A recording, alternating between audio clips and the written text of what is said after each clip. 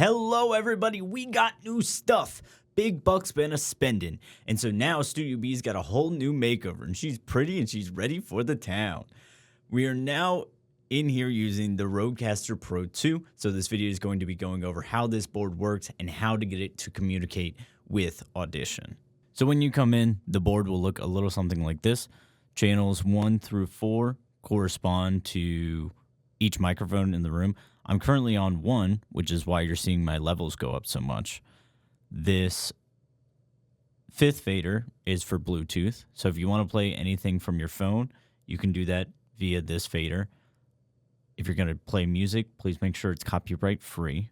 It's very important. And then this fader over here is for sound effects, voice effects, all that sort of things. We'll get into that at a different time. Up here is the volumes for each of the corresponding headsets. So there's 2 ways to record. One, you could put it into Audition, which we will look at, or you could put a micro SD card in the back and just record straight onto this. You would press that record button up there. I recommend just going through Audition. It's just easier, and it's an interface that you're more used to.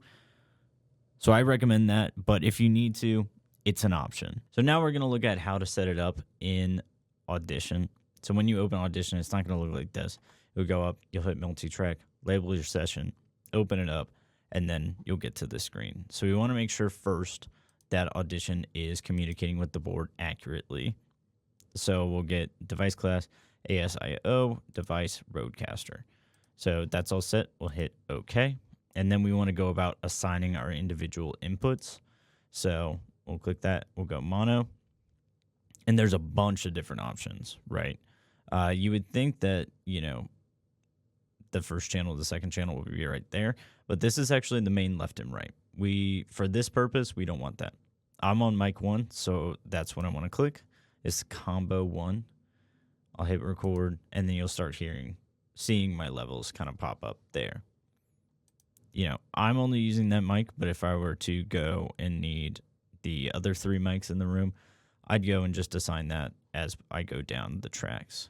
Then you'll see like Bluetooth left and right, sounds left and right. The sounds are like the little touchpads on the right side of the board, which makes just a bunch of different sound effects and voice effects, which we'll play around with a little.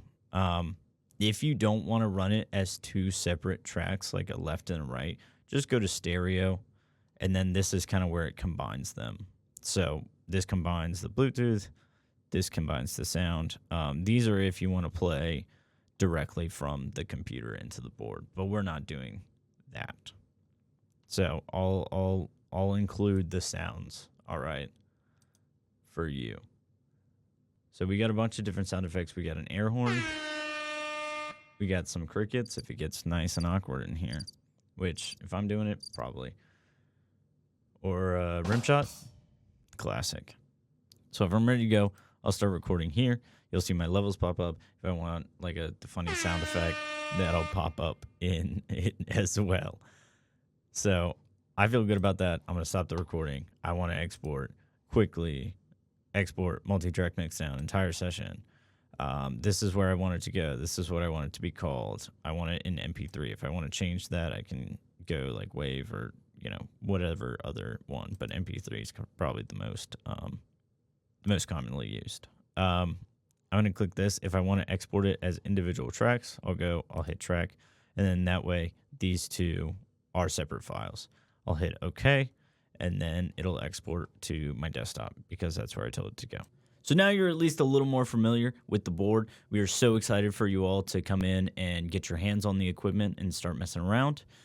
If you have any questions, of course, feel free to ask me. This has been Just In Case Ask Jace. I will see you around.